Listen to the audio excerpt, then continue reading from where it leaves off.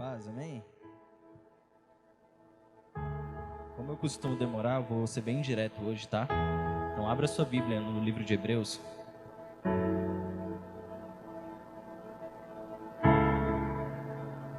Hebreus no capítulo 3, amém?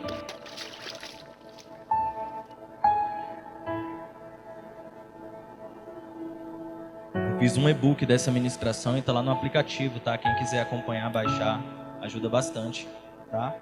Baixe um aplicativo da CIA. Hebreus capítulo 3, verso 1. A palavra diz assim: Por isso, irmãos santos, participantes da vocação celestial, considerai a Jesus Cristo, apóstolo e sumo sacerdote da nossa confissão. Amém? Pois, irmãos santos, participantes da vocação celestial, considerai a Jesus Cristo, apóstolo e sumo sacerdote da nossa confissão.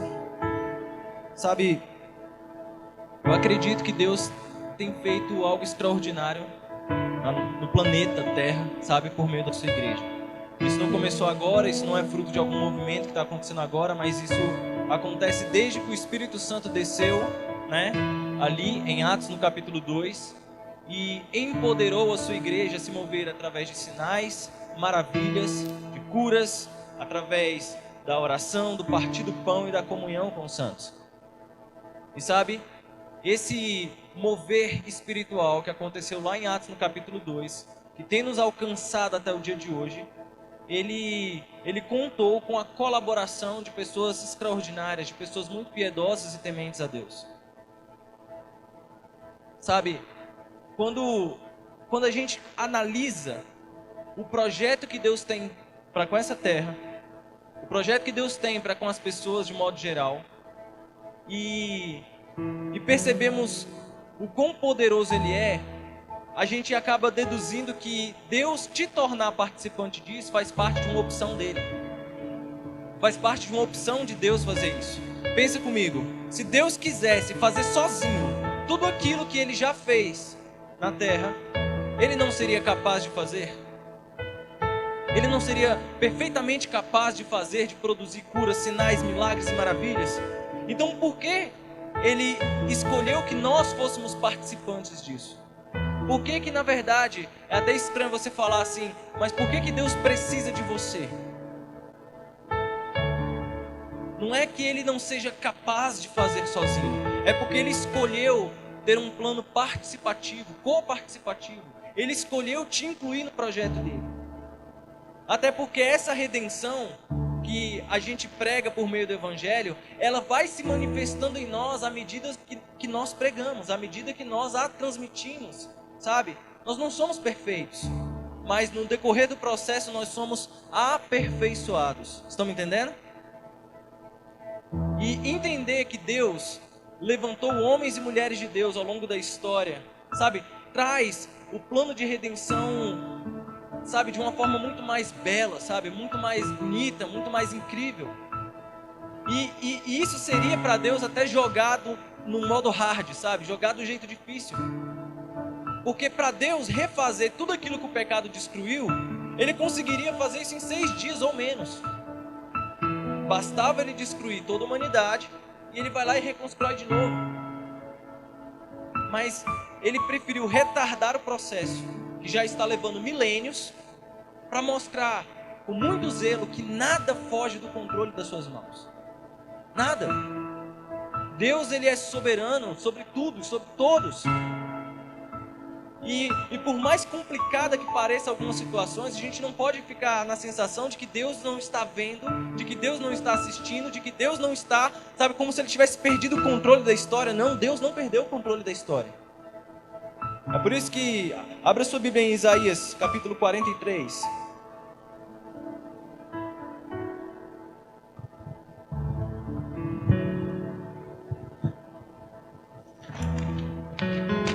Isaías 43, a partir do verso 13.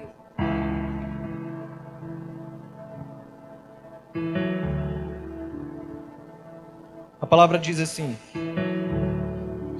Ainda antes que houvesse dia, eu era, e nenhum há que possa livrar alguém das minhas mãos. Agindo eu, quem o impedirá? Agindo Deus, quem impedirá? Sabe? Tipo, será que a gente consegue atrapalhar os planos de Deus?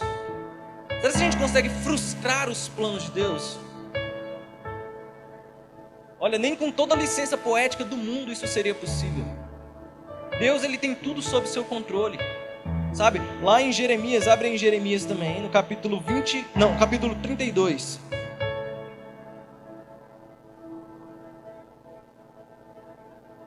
Jeremias, capítulo 32, a partir do verso 27. A palavra diz assim: Eis que eu sou o Senhor, o Deus de todos os viventes. Acaso haveria coisa demasiadamente maravilhosa para mim? Jeremias 32, verso 27. É Deus falando, sabe, para o profeta, pedindo para que ele seja criativo. Ele fala, cara, seja criativo. Formule um tipo de problema que eu não possa resolver. Seja criativo. Pensa em algo muito grande, algo muito impossível para mim. Por acaso haveria algo demasiadamente difícil para que eu pudesse realizar? Não. Sabe, mesmo que o pecado tenha prosperado e comprometido todo o universo, Deus nunca perdeu o controle disso. E Ele escolheu você, Ele escolheu a mim, Ele escolheu todos nós para representá-lo, sabe? Para que, é como se nós pregássemos para o universo os valores de Deus. A coisa fica muito mais interessante, sabe? E, assim, eu fico vendo o desenvolvimento da igreja, sabe? O desenvolvimento desse movimento apostólico que nos prepara, que cuida, que zela da palavra. E às vezes eu vejo que em algum lugar da história a gente foi se desviando do plano original de Deus. Não que o plano de Deus tenha sido frustrado, mas a gente foi comprometendo mesmo a continuidade. Nós somos insuficientes, nós somos maus, nós pecamos. E sabe, existem muitas pessoas interesseiras que gostam de se valer do altar, do microfone, da palavra, para conquistar alguns objetivos pessoais. E sabe, em algum lugar da história, as pessoas começaram a se apropriar desses títulos, se apropriar, sabe, dessa coisa do apostolado, do pastorado, para desviar a igreja. E isso não é uma coisa nova. Às vezes a gente pensa assim, cara, esse movimento apostólico que tem feito surgir tantas pessoas aí mundo afora, ele está, sei lá, comprometendo a doutrina da igreja, sabe? Isso não é novo. Isso não começou a partir agora da década de 90, isso não começou depois da Rua Azusa, isso não começou, sabe? Isso existe já desde antes. Se você abre a sua Bíblia lá em Atos, no capítulo 8, Atos capítulo 8, só deixa aberto aí. A partir do verso 9, você vai ver a história de um mágico, que ele enganava muitas pessoas com sua mágica. Ele era um ilusionista e fazendo ali algum dos seus truques, as pessoas eram enganadas por ele. Mas teve um dia que esse cara, chamado Simão, ele viu o mover apostólico, ele viu os apóstolos impondo as mãos e curando pessoas, e ele quis esse poder para ele. Ele falou, olha, aquilo que eu faço é legal, mas o que vocês fazem é extraordinário, eu quero aprender o segredo de vocês. Fala quanto custa que eu vou comprar esse poder apostólico para que eu possa curar as pessoas. Mas ele julgou o poder comprar o poder do Espírito Santo. Sabe? É natural, se existem pessoas, se existem poder, se existem coisas acontecendo, vai ter gente ruim, infiltrada, buscando ganhar, lucrar, faturar em cima disso. No século 3, existia uma heresia, uma seita, né, que era a seita dos gnósticos. E esses gnósticos, eles deturpavam muitas vezes o evangelho para pregar coisas que são contrárias à palavra. E alguns dos principais representantes desses gnósticos, eles escreviam cartas aos seus seguidores, plagiando as introduções que o apóstolo Paulo escrevia nas suas cartas. Então, eles diziam assim, eu, Macião, apóstolo de Cristo, gostaria de vos ensinar acerca desse fundamento.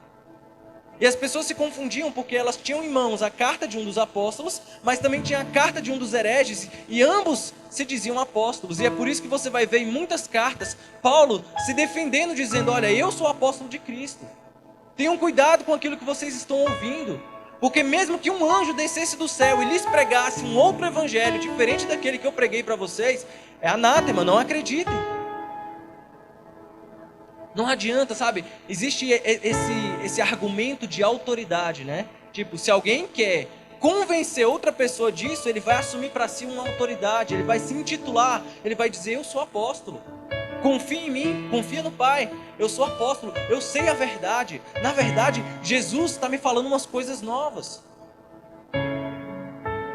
Sabe, esse é um perigo tão grande de você acabar acreditando que qualquer coisa que Deus fale por meio de uma pessoa hoje seja superior ou equivalente ao que a palavra já disse.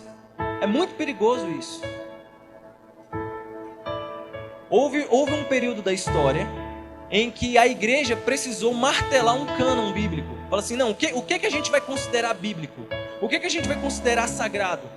Então, alguns critérios de crítica textual foram levantados e muito rigorosos, e o resultado desse apontamento gerou a Bíblia que nós conhecemos hoje. Graças a Deus por isso. Essa foi uma decisão sábia por parte da liderança da igreja. Isso lá no século IV. Agora, a mesma liderança que levantou um livro sagrado a partir das cartas apostólicas, a partir dos evangelhos, foi um tipo de igreja que não queria largar o osso da sua liderança e não deixou que a continuidade do evangelho fluísse por meio de uma vocação espontânea, chamada pelo próprio Deus. A igreja estava tão politizada, que eles não queriam abrir mão do seu poder, do seu status. E esse tipo de desvio passou ou começou a ser corrigido só na Reforma Protestante, lá em 1517. Que um dos princípios da Reforma era: somente as Escrituras têm autoridade de fé para legislar, e não mais a figura de uma pessoa. Porque, sabe, as pessoas que se chamavam de apóstolos, eles diziam que tinham uma autoridade concorrente com a Bíblia. As pessoas que se tornaram bispos, que se tornaram papas, na verdade eles estavam, sabe, legislando a partir da sua própria vontade, introduzindo coisas no seu pensamento. Tem um texto que a Bíblia diz que eles estavam censurando os discípulos por lavar o interior dos copos, e os discípulos comiam sem lavar as mãos. E Jesus falou assim: toda erva plantada que não foi o meu Pai que plantou será arrancada. E quando alguém assume para si algum tipo de título, a fim de introduzir algum trecho no Evangelho, ela está colocando ali uma planta que não foi Deus que plantou, adulterando a palavra. Existe até um debate recente aí de um pastor batista que queria atualizar a Bíblia, porque ele acredita que a Bíblia do jeito que está não é suficiente para atender os problemas do mundo. A coisa nunca começa grande, é sempre assim, ó. Uma introduçãozinha aqui, uma coisinha aqui. Tem gente que fala assim: olha, não é bíblico, mas devia ser. Começa a colocar uma coisinha pequena ali por trás da palavra e vai conduzindo o povo de Deus ao engano. É Jesus que olhava para as multidões e dizia que ele se movia de íntima compaixão porque eram como ovelhas que não tinham pastor. São pessoas que, na verdade, o problema não está nas igrejas, não está nas denominações, sabe? O problema às vezes está na cúpula, está lá em cima. Está entre essas pessoas que não deixam a pessoa se libertar por meio da palavra.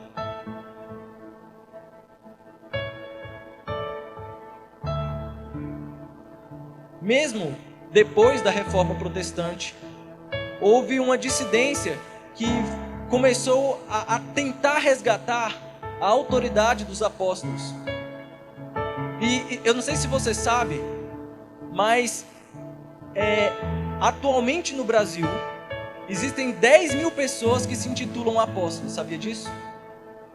10 mil pessoas. E beleza, se fosse assim: eu me intitulo apóstolo porque isso tem a ver com o meu estilo missional de ser. Porque tem sentido. O apóstolo é aquele que era enviado para pregar para outros povos e tudo mais. Mas infelizmente não é isso que acontece. As pessoas que se chamam de apóstolos, elas, na verdade, elas acreditam que são iguais aos discípulos de Jesus e Paulo. Aqui no Brasil e a África, estima-se que tem 3 vezes mais a quantidade de apóstolos que tem aqui. São pessoas de determinadas denominações que estavam incomodadas com as limitações, as limitações doutrinárias, que a igreja impõe, e tentam trazer um novo evangelho, uma nova perspectiva, a partir de uma experiência pessoal que teve com Deus. E eu não sou contra experiências, nós devemos ter experiências, mas as experiências não são superiores à palavra, não são. Na verdade, aquilo que Deus fala hoje não é diferente do que Ele já falou há mil anos atrás. E essas pessoas que se intitulam apóstolos, eles acreditam sim que possuem uma revelação inspirada equivalente à da Bíblia. Eles acreditam que têm o poder de fazer curas e maravilhas de uma forma muito mais fácil do que um cristão comum. Essas pessoas acreditam que tem o poder de amaldiçoar pessoas, sabe? Que tem um poder de, autoridade geoespiritual, de pensar que está lutando contra um principado A, B, C e tudo, e fatia, sabe, o mapa mundi, como se ele fosse alguém que estivesse cuidando dos demônios que estão sobre o céu de tal país. E existem muitas coisas assim que a gente vai até absorvendo de forma cultural. A gente cresceu na igreja, cresceu ouvindo esse tipo de coisa, a gente acha estranho. A gente vai absorvendo. Mas não, cara, não existem essas pessoas. Eu sou da perspectiva de que apóstolo bom é apóstolo morto. Eu sou da perspectiva de que apóstolo bom é aquele que aqueles que Jesus chamou para si. Lá em Lucas, no capítulo 6, abre aí, Lucas capítulo 6.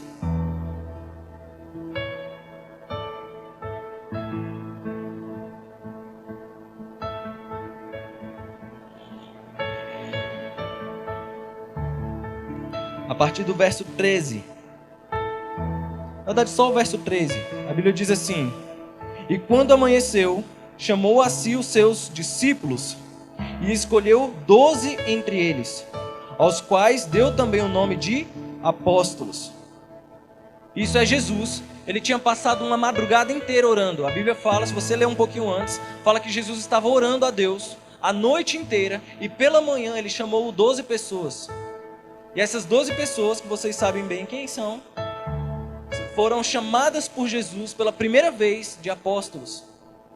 Então a gente fala assim, não, então peraí, Jesus, estava dando para eles um título ali, sabe? Jesus estava consagrando eles a uma autoridade específica. E sim, existe algo poderoso e específico sendo derramado sobre os discípulos. Mas Jesus não foi o inventor da palavra apóstolos. Essa palavra, a palavra apóstolo, ela já era de uso corrente no idioma grego. Jesus não estava criando um nome do zero ali, inaugurando com aquelas pessoas, não. Essa palavra já existe em outro idioma. E ela já era usada, inclusive, em muitos livros antigos, que são mais antigos que o Novo Testamento. Tem um livro que é a Ilíada, de Homero. Talvez seja o livro antigo mais conhecido de todos, tirando a Bíblia. E na Ilíada você vai ver vários trechos que mencionam a palavra apóstolos. Mas o que é o apóstolos no significado antes do Novo Testamento? Era um embaixador, era um emissário, era um representante legal de uma determinada corte. É isso que é um apóstolo. Quando Jesus chama os seus discípulos de apóstolos, ele estava simplesmente dizendo para eles que Jesus queria que eles fossem representantes do seu reino. Que eles fossem representantes daquilo que ele carregava, daquilo que ele ensinava.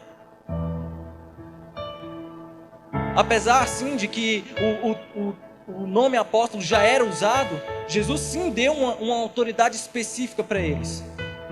Mas essa autoridade, ela tem um significado muito fundante, muito fundamental. Tipo assim, olha, eu estou inaugurando o meu reino com essas 12 pessoas. E isso deveria fazer uma conexão com os 12 patriarcas do Antigo Testamento, que deram origem à nação de Israel. Então ele falou, olha, eu estou querendo criar um novo povo, uma nova nação, um novo modelo de espiritualidade, então eu vou começar da mesma forma que no Antigo Testamento foi feito, com 12 pessoas. Tanto que se você vai lá em Apocalipse, abre aí Apocalipse capítulo 21, você vai ver uma descrição do apóstolo João no futuro, sobre a descida da Nova Jerusalém. Que é uma cidade santa que desce do céu, e assim como esse altar, ela é quadrada, ela tem esse formato quadrado. E a Bíblia fala que para cada lado desse quadrado existem 3 portas. Então se são 3 portas para 4 lados, nós temos 12 portas. E sobre essas portas estaria o nome dos 12 patriarcas do Antigo Testamento.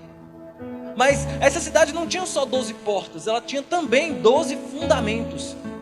E nesses fundamentos se encontrava o nome dos 12 apóstolos do Cordeiro. Só que quando a gente pensa assim, peraí, são 12 portas, 12 fundamentos. Não dá para saber se nas portas estão inclusos o nome de Efraim, Manassés ou José e Dan, que eram patriarcas que em algumas listas são diferentes. Assim como não dá para saber quais eram os 12 apóstolos que estavam na porta da Nova Jerusalém. Se tratava de Judas, se tratava de Matias, que foi o substituto de Judas, ou se tratava de Paulo. Porque na verdade, existem muitas outras pessoas na palavra que também eram chamadas de apóstolos. Você vai ver, por exemplo, Barnabé foi chamado de apóstolo, Epáfras foi chamado de apóstolo, Andrônico foi chamado de apóstolo, Júnias foi chamado de apóstolo. Eles falam assim, não, mas espera aí, Raília, você falou que existiam 12 e agora tem mais do que 12. Jesus iniciou o seu ministério com 12 pessoas e eles são o fundamento. Isso ninguém vai tirar deles. Mas ainda existe um mover apostólico que nos alcança e nos prepara para substituí-los, sabe, no decorrer da história, não como um fundador do reino de Deus, mas como um proclamador do reino de Deus. Sabe, talvez essa introdução aqui que eu dei aqui, ela seja realmente muito chata, porque ela é muito histórica. Eu tenho certeza que se vocês lerem no e-book, você vai entender mais fácil. Mas tudo que eu quero dizer com isso é que, na verdade, nós carregamos uma veia, uma essência que não pode ser desprezada na continuidade do Evangelho. Nós temos uma responsabilidade pastoral, nós temos uma responsabilidade missional, nós temos uma responsabilidade apostólica. Mas isso, enquanto for tratado como título, não vai se manifestar. Enquanto for tratado como um plano de carreira, não vai se manifestar. Abra sua Bíblia em Efésios capítulo 4.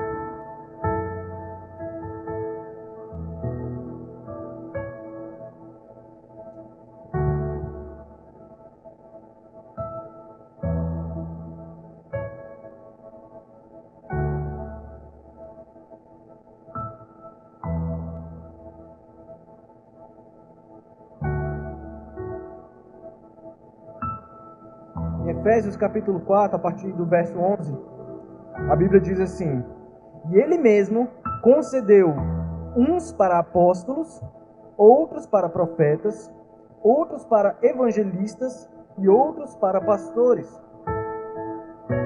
e mestres. Efésios 4, 11. E talvez esse seja o versículo mais usado para justificar o movimento apostólico dos últimos dias. Não, mas a Bíblia diz que Deus chamou uns para apóstolos, outros para mestres, outros para evangelistas. Ótimo, maravilhoso. Mas a questão é que muitos dos movimentos apostólicos reconhecidos, que estão arrastando multidão aí com muitas pregações, sinais e maravilhas e tudo mais, eles se baseiam nisso aqui para criar um plano de carreira. Então de cima para baixo vem o apóstolo, né? Depois vem o profeta, que é o segundo mais importante. Aí depois vem o evangelista, depois vem o pastor, e lá por último vem os mestres, no sentido de professores, né? E não, nunca se tratou de um plano de carreira, nunca se tratou de ter um ministério mais importante do que outro. E pior, nunca se tratou de você adotar para si um dos 5 ministérios e falar assim, não, eu sou mestre. Aí o outro, não, eu já sou pastor. Não, eu sou evangelista. Não existe isso. Existem inclusive muitos outros nomes que estão na palavra e que a gente convive com eles, a gente escuta, mas às vezes a gente nem sabe do que se trata. Que são os obreiros, que são os presbíteros, diáconos, bispos. Aí você fala assim, não, mas peraí, Harry, já tem coisa demais, já tem apóstolo, já tem pastor, já tem isso, já tem... Calma. A coisa se divide em duas perspectivas. Existem ministérios que têm uma conotação simplesmente administrativa. E é necessária para o perfeito funcionamento do culto. São as pessoas que limpam, que organizam cadeiras, que recolhem ofertas, são pessoas que servem à mesa, são pessoas que administram as finanças. Isso é natural. Você sequer precisa de um empoderamento especial para isso.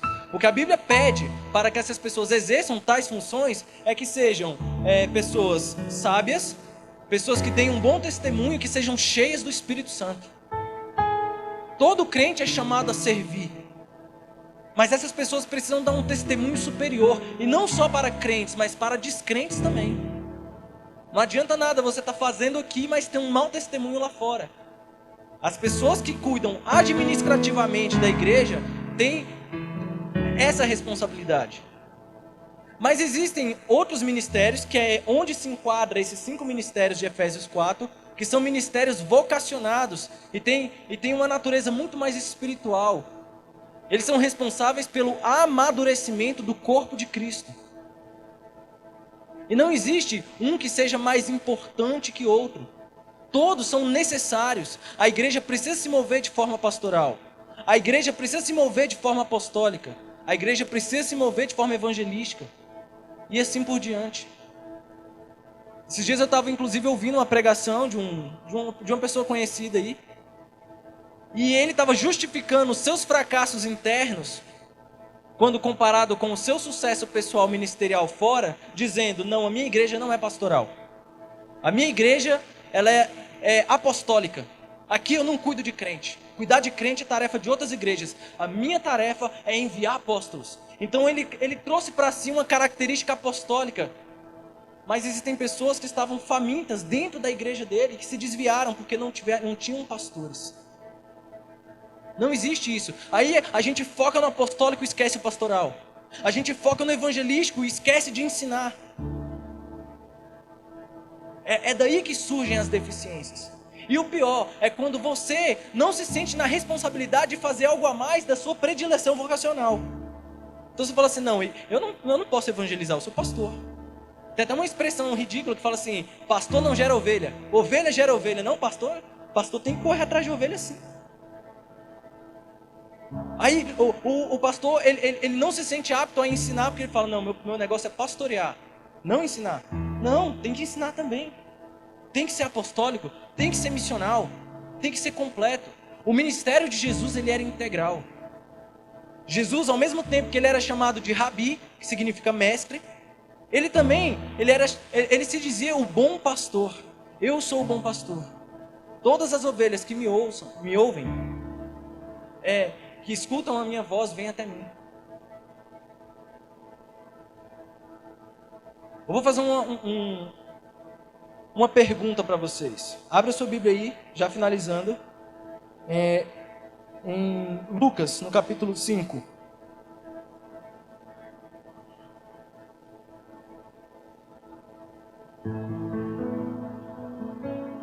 Lucas, no capítulo 5, a partir do verso 10.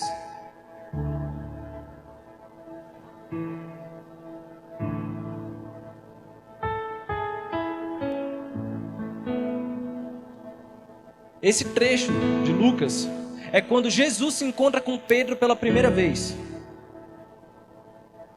Jesus estava lá pregando, né? Ele pede para que use o barco de Pedro e no final da sua pregação eles se lançam ao mar.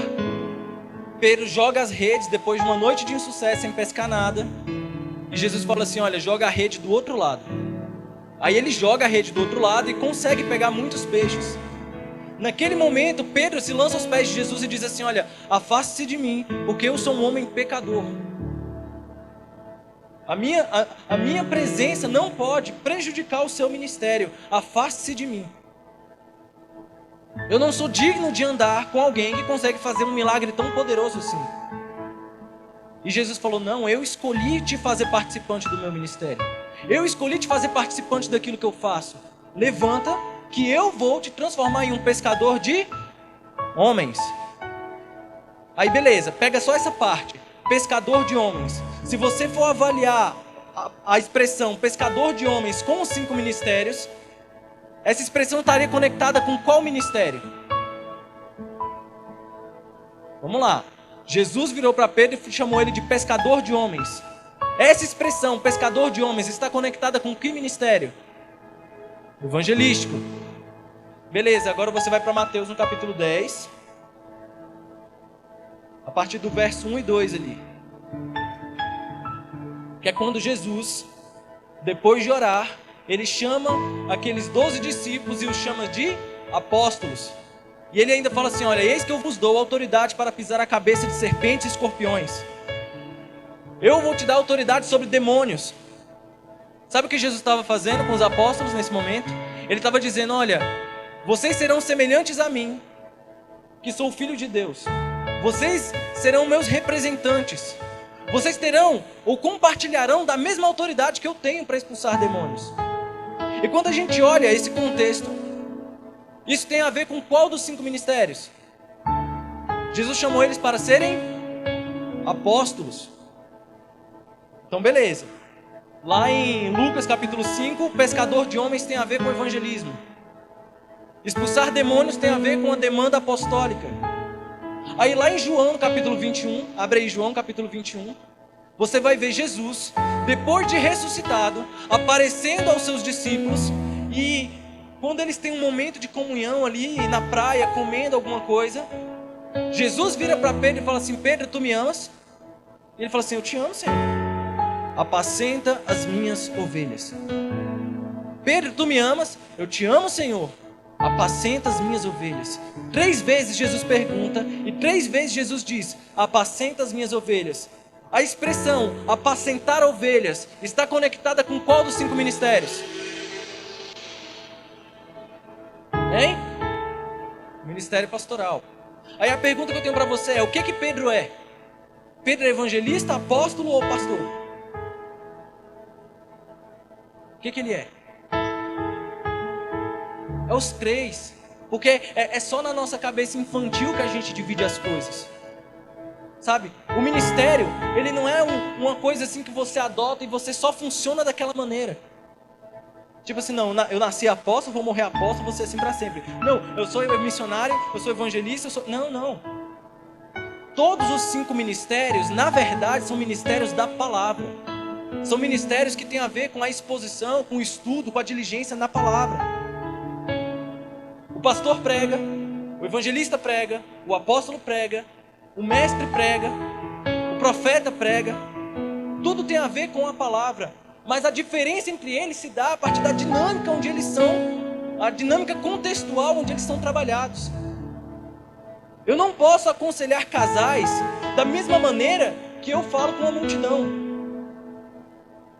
Eu não posso ensinar os novos convertidos da igreja na mesma profundidade de diálogo que eu posso ter numa reunião do presbitério da igreja. Sabe? A partir se a dinâmica for o aconselhamento, eu vou agir de forma mais pastoral. Mas se a dinâmica for de proclamar, de profetizar, eu vou agir de forma profética. Se o contexto, se a dinâmica for para que eu ensine uma pessoa que não conhece o evangelho, que está começando, que está com dificuldade de entender a Bíblia, eu vou tratar com ela como um professor, como um mestre. Porque é disso que se trata os 5 ministérios. Você pode sim ter uma inclinação para algum aspecto ou outro, mas você é chamado por Deus para exercer um ministério integral. Você é chamado por Deus para exercer um ministério. Você fala assim: mas eu não fui ungido a pastor. Se você agir como um pastor, você será ungido. Porque na verdade pastor é aquele que é antes de ser. Profeta é aquele que é antes de ser. Sabe? Deu meu tempo, né? Então... A gente precisa realmente parar de entender que se tratam de cargos. Na verdade, a Bíblia inclusive recomenda que você não busque isso. Não sejam muitos de vós mestres, porque vocês serão muito mais cobrados, sabe? Mas aí você fala assim, por eu não ser mestre e eu não quero ser cobrado, eu vou deixar de ser. Não, porque a vida real vai cobrar de você um posicionamento de ministro. A vida real vai cobrar de você isso. Você não pode passar por alguém em necessidade e fingir que aquilo não é com você, porque você não tem uma inclinação evangelística. Isso é pecado. Aquele que sabe fazer o bem e não faz, comete pecado. Você não pode simplesmente ver um amigo, uma amiga em necessidade e você podendo ajudá-la com bons conselhos, sabe? Com um abraço, com um choro, sabe? Ao chorar com os que choram, se alegrar com os que se alegram. Você não pode ser indiferente a isso. Quando a demanda surge na sua frente, é a vida real te cobrando. Ei, ministro, eu preciso que você saia para fora. Eu preciso que você se posicione. A continuidade do evangelho depende disso. Às vezes você fala assim, vamos abrir uma igreja no Gama. Missão de quem? Do pastor Tiago? Não, a missão sua. Se a missão são 100 igrejas nos próximos 8 anos, vocês terão que ser 100 pastores aqui. Vocês terão que ser 100 apóstolos aqui. Ou a gente vai contratar, fazer um processo seletivo do profeta. Revelou meu CPF, beleza. Faz o Pix que você já pode. Não, cara, não tem como fazer processo seletivo. A coisa tem que ser formada. E claro, aqui na minha exposição eu foquei muito na palavra apóstolo e tudo, porque a série é mover apostólico. Mas a palavra mover também faz parte da série, sabe? E às vezes a gente fica assim, nossa, eu quero me mover nisso, eu quero me mover dessa forma. Mas o mover apostólico, ele é dependente de uma vivência apostólica também. Porque sem vivência apostólica você não tem o que enviar. Aí o que a gente faz? A gente abre uma outra igreja com os mesmos crentes. A gente dividiu os crentes em 2 casas. Não, agora existe uma necessidade mais do que urgente de evangelizar o Gama. Agora surgiu uma necessidade mais do que urgente de levar gente nova. Porque a gente não criou uma segunda casa para ficar confortável, mas é para encher. Sabe? Não faz sentido você enviar sem levar nada. Porque o movimento pelo movimento, ele não transforma. O movimento tem que estar amparado por um propósito. Para o que eu vou me mover? De que forma eu vou me mover? O que eu vou estar carregando com isso? Porque você pode sair daqui para o plano e voltar. Mas o que realmente importa é o que você está carregando. Só faz sentido abrir uma igreja no Gama se for para levar para lá a atmosfera que a gente vive aqui. Então se trata mesmo de uma vivência apostólica, de uma vivência pastoral, sabe? 2022 está começando. E a gente já viveu tantas promessas. A promessa de 2010 que está se cumprindo ou que se cumpriu esse ano é o respaldo que nós precisamos para acreditar nas promessas que nos jogarão nos próximos 10 anos. A gente precisa entender isso. Só para me finalizar, abra sua Bíblia em Atos, no capítulo 19.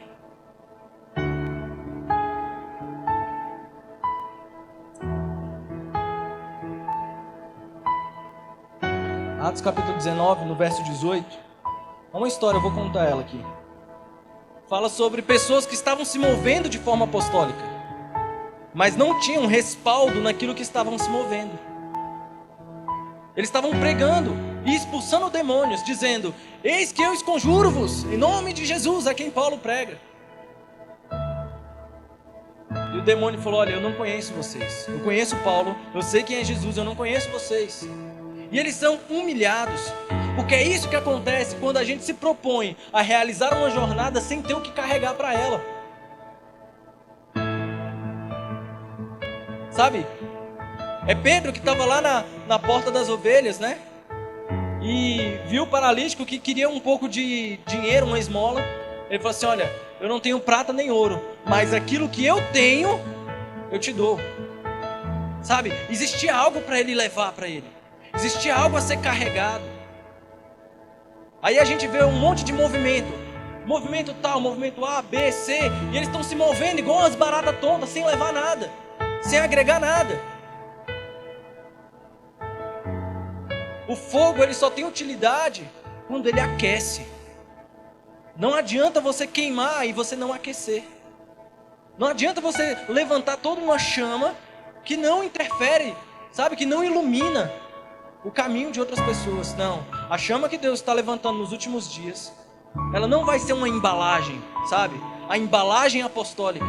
A embalagem de um modelo de governo. Não. Não é um título, não é um cargo, é um encargo. É uma responsabilidade.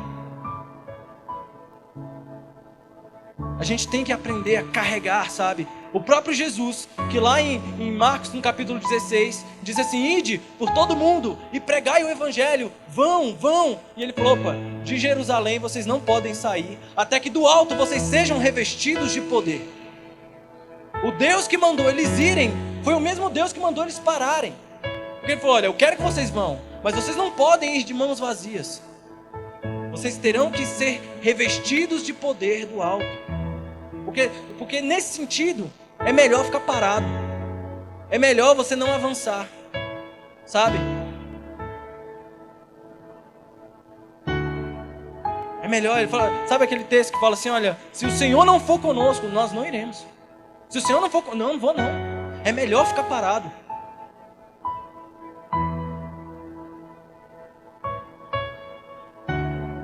Abra aí, 1 Pedro 2,9.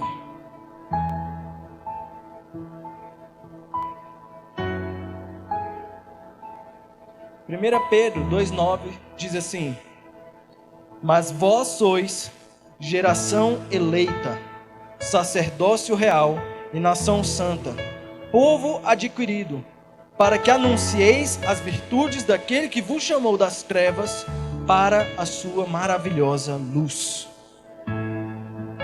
Sabe, não existe sacerdócio real sem nação santa. Não existe sacerdócio real sem nação santa. Deus quer te enviar. Deus quer te enviar, mas você tem que se santificar. Você tem que se preparar. Você tem que acumular azeite. Sabe, as virgens que foram mal sucedidas na parábola de Mateus 25 foram aquelas que não armazenaram azeite, que não tinham nada nas mãos para apresentar. A gente precisa refletir nisso. O que a gente está levando? O que a gente está carregando? Hein? O que a gente está carregando?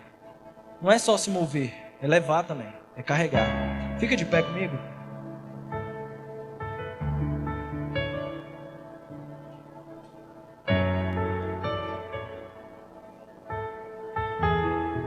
Eu vou fazer esse apelo para você. Feche os seus olhos. Você vai estar entrando num novo tempo agora. Um novo ano se inicia. E eu quero que você avalie o seu coração a partir das promessas que você viveu em 2020. Quando você estava entrando em 2021, o que estava no seu coração? O que estava no seu coração quando você estava virando o ano? Aonde você estava? O que Deus falou contigo? Quais foram os votos que você firmou? Quais são as alianças que você levantou? Você foi fiel a essas alianças? Aí você fala assim: não fui. Falei que eu ia ler a Bíblia e não li. Falei que eu ia dizimar mais e não rolou. Falei que eu ia ajudar e não ajudei. Aí o que você vai fazer? Você vai entrar em 2022 na estaca zero daquelas promessas, ou você vai elevar o nível? Porque o reino continua. O reino continua. Não é porque tem gente fazendo a coisa errada com a insígnia apostólica que você vai precisar fazer isso. Você não pode se desanimar por aquilo que o mundo está fazendo de errado com dízimo, por aquilo que o mundo está fazendo errado com fama, por aquilo que o mundo está fazendo errado com dinheiro. Não. Se o mundo está assim, é porque os bons estão se calando. A gente está se conformando com a maldade, tudo que vai acontecendo. E a gente vai deixando esses espaços que pertencem à igreja serem preenchidos por pessoas com intenções criminosas. Não. Deus vai levantar uma geração santa, um povo eleito, um povo adquirido. E esse povo anunciará as boas obras do Senhor. Então, Senhor Jesus, nós estamos aqui, Deus, nessa noite, pedindo, Pai, que o Senhor possa trazer para o nosso coração, Deus, uma sensibilidade maior com a sua vontade, Deus. Pai, nós estamos aqui pedindo, Deus, para que o Senhor nos resolva dessa crise de identidade que não nos permite ver com clareza aquilo que o céu espera de nós. Senhor Jesus, eu estou clamando nesse momento, Pai, para que o Senhor venha tirar as escamas dos nossos olhos, para que a gente possa entender, que Deus, que essa seara que é muito grande, oh Deus, que ela precisa realmente de trabalhadores, de pessoas vocacionadas, que não só servem no básico, naquilo que é essencial para o funcionamento do culto, mas que se sentem protagonistas de algo que o Senhor planejou. Oh Deus, levante pessoas, Deus, que se sintam, Deus, nessa responsabilidade, nessa brecha de curar pessoas. Oh Deus, de proclamar a palavra. Oh Senhor Jesus, de ensinar, de pregar, sabe, de adorar. Oh Senhor Jesus, coloca no nosso coração, Deus, o que você quer que eu faça? Oh Deus, faz em mim primeiro, Deus. Existe um clamor do céu que diz assim: a quem enviarei? E quem há de ir por mim? É nesse momento que você levanta a sua voz e fala assim: eis-me aqui, Senhor, eis-me aqui, usa-me, envia-me a mim, eu quero participar do seu projeto. Eu não sou digno de participar, mas se o Senhor quis, eu quero também. Me inclui, me coloca, seja o que o Senhor fizer nesse mundo, não faça sem mim. Se o Senhor quiser salvar a cidade de Santa Maria, não faça sem mim. É vergonha para nós que essa cidade seja salva e você não tenha um dedo de participação nisso. Ele vai salvar, Ele não precisa de você, mas Ele quer você, Ele quer você, Ele está te chamando, Ele está te convocando. 2022 não pode ser um ano qualquer, Ele será o melhor ano das nossas vidas. 2022 não será um ano qualquer, mas sabe, não serão palavras lançadas de forma vazia, não. Tem a ver com compromisso. Qual é o compromisso que você vai assumir? Qual é a responsabilidade que você vai assumir?